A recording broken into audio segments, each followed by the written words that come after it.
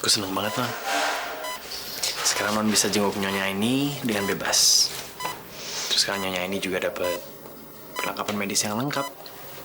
Makasih, Aman. Ini semua juga karena berkat kamu. Ya, kalau kamu nggak nunjukin mama aku ada di mana, pasti nggak ada yang mau ngasih tau aku. Makasih banyak ya. Ya, apa, Non? Ya, aku cuma ingin Non dapat yang terbaik.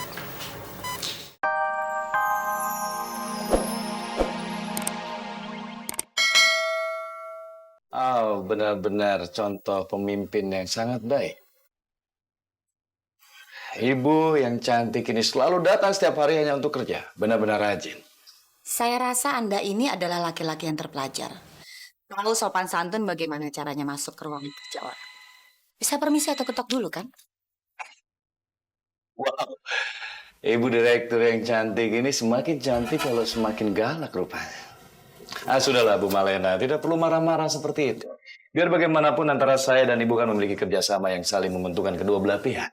Lagi pula saya bukan seorang office boy yang harus ketuk pintu dulu agar bisa masuk. Iya kan? Oke, silakan duduk. Terima kasih Ibu direktur yang cantik.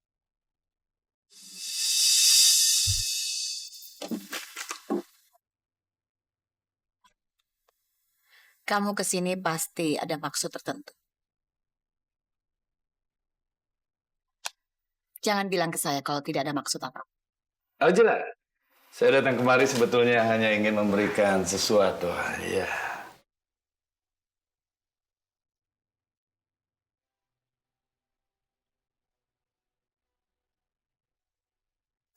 Anyelir merah muda yang sangat cantik yang seharusnya diberikan hanya kepada wanita yang cantik. Anggap saja anyelir ini sebagai rasa simpati atas meninggalnya Prabu Wijaya. Saya benar-benar mengerti bagaimana perasaan ibu sekarang. Saat ini pasti ibu sudah menghadapi saat berat karena ditinggal oleh suami yang ibu cintai, Prabu Wijaya. Dari mana laki-laki ini tahu kalau saya suka sekali dengan bunga anyelir muda? Papa aja nggak tahu kesukaan aku apa. Oke. Saya tidak akan mengganggu waktu ibu yang sangat berharga. Saya akan keluar. Anggap saja bunga ini sebagai semangat agar hari ini menjadi hari yang terindah buat Bu Malena, Ibu Direktur yang cantik. Adios.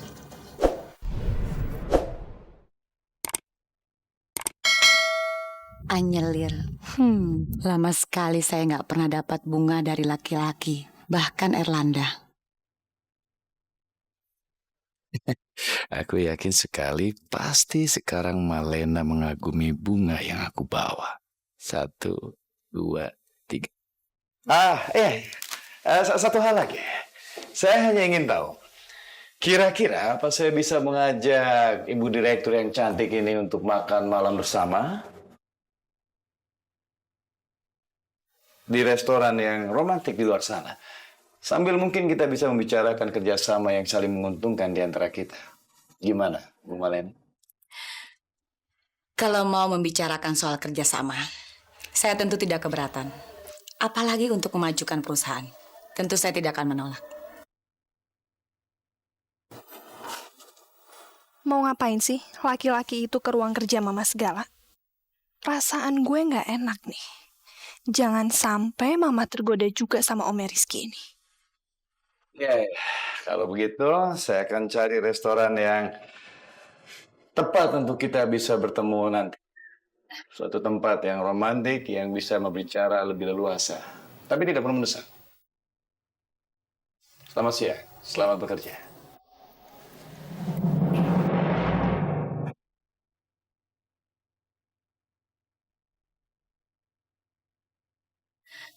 Itu putri saya.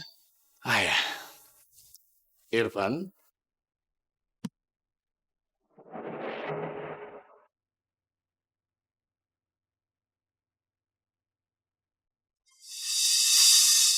Terima kasih.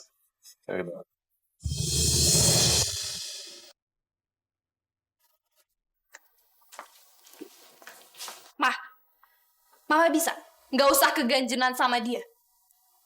Mama bisa nggak sih, Ma? Jaga diri Mama. Aku nggak mau ya, Mama deket sama siapapun itu. Karena seharusnya Mama tuh belajar dari kesalahan Mama yang dulu dong. Mama itu udah bikin aku sengsara, Mah. Mama inget dong, Mah. Shh, Mesya, bisa pelankan nggak suara kamu? Sadar dong ini di mana? Ini di kantor. Nanti kalau kedengeran orang bagaimana? Bisa gawat, ngerti nggak kamu? Seluruh harta warisan papa bisa diambil alih, kita jadi miskin. Ya pokoknya aku masih bisa nggak terima ya, Mah. Aku nggak mau Mama deket sama omnya si Rizky itu. Karena aku lihat dari muka dan senyumannya, dia itu punya maksud tertentu sama Mama. Apalagi sekarang Mama udah jadi orang kaya. Bisa ya? Nggak usah keganjiran kayak gitu, nggak usah kegatelan kayak gitu. Udahlah, jaga mulut kamu. Gak mungkin lah Mama seperti itu. Mesya, Mama punya rencana yang bagus.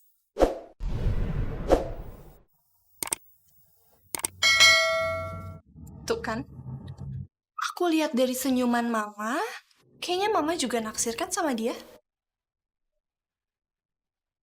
Aduh, Mah, udah deh, Mah. Nggak usah mikirin cowok. Nggak usah kegatelan kayak gitu. Mama juga udah tua kan. Nggak pantas Mama punya cowok lagi, Mah.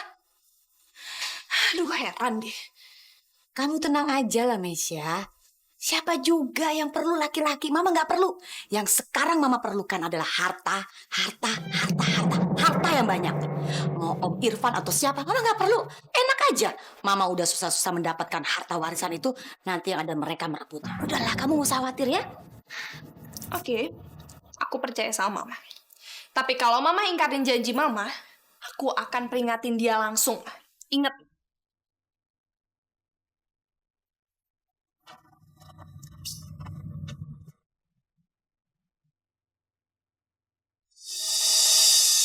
Irfan itu ganteng juga. Tinggi, senyumnya karismatik, punya daya tarik tersendiri. Ya memang tidak seganteng papa sih, tapi jauh lebih baik lah daripada Erlanda. Gak ada salahnya sekali-sekali aku keluar sama dia. Ya lumayan ya, buat teman di kala sepi. Mengisi kekosongan hati. Siapa tahu dia juga bisa kasih nasihat-nasihat.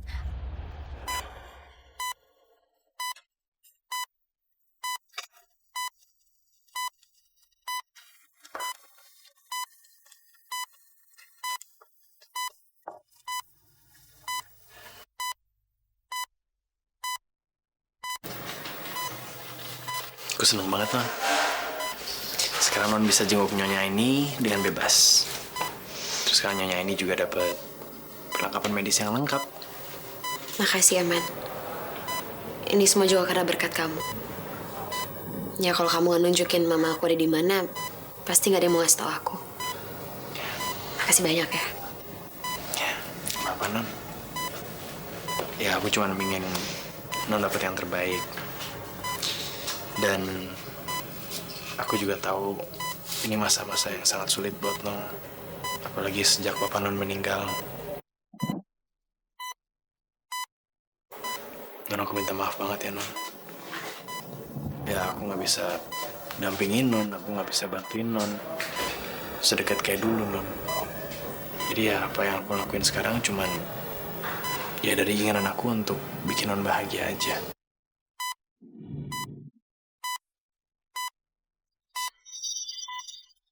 Mas Prabu udah meninggal. Ya Allah, apa benar yang dikatakan Arman? Ini nggak mungkin. Mas Prabu nggak mungkin meninggal. Tapi memang Mas Prabu sudah lama sekali nggak datang. Ya Allah, Mama kenapa, Ma?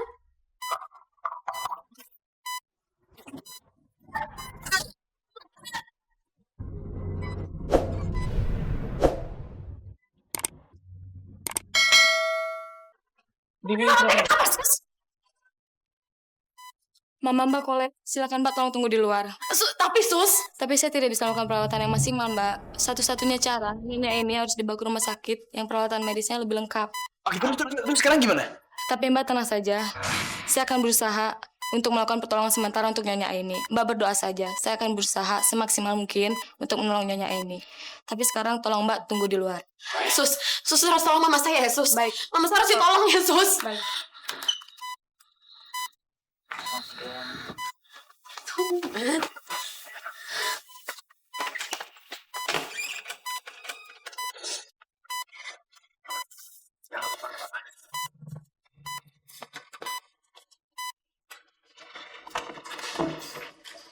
Non.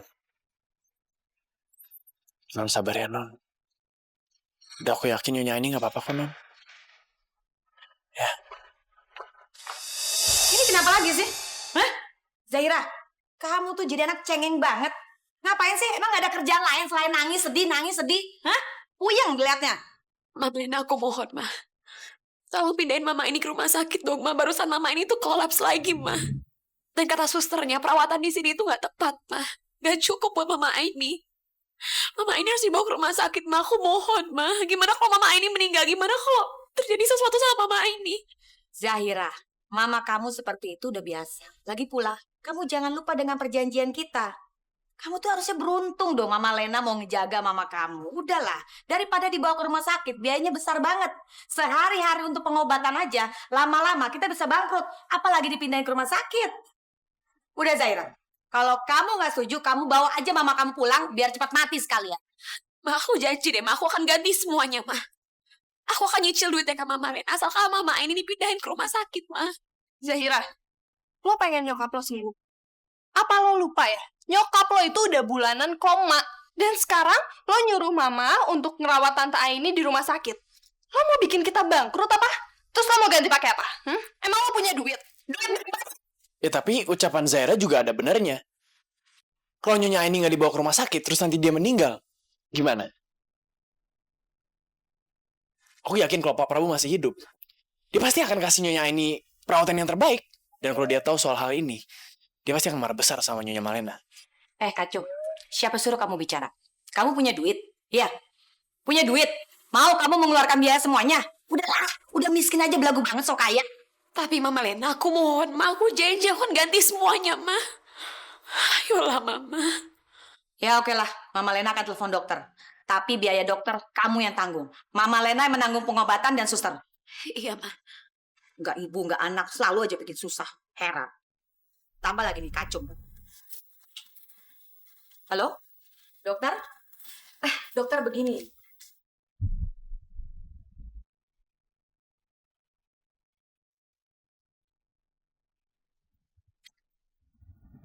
Emangnya Mama yakin ya mau ngerawat Tante Aini di rumah sakit? Udah gila ya? Kamu pikir obat-obatan tuh murah? Mahal banget. Biarkan saja. Kita tidak usah mengobatin dia. Biar cepat mati. Iya, Mah. Soalnya aku kan pernah disuruh beli obatnya Tante Aini. Dan Mama tahu apa?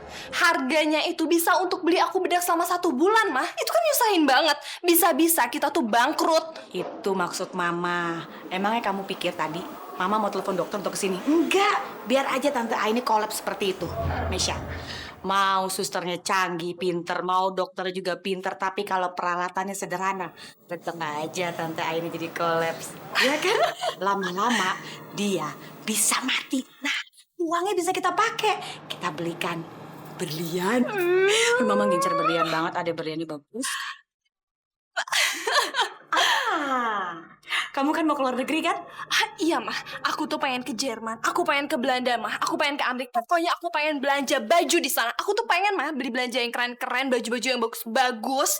Sayang, tenang aja, nggak usah jauh-jauh keluar negeri. Mendingan barang-barang yang di sini yang kamu mau kita beli aja. Iya, Mah. Bener, Mah. Kemarin kamu udah jadi beli berlian itu. Bagus deh, Mah. Nanti Mama lihat ya. Tapi kalau kamu nggak cocok apa ntar Mama belikan lagi ya. Makasih ya, Mah. Iya dong sayang. Cium Mama dong.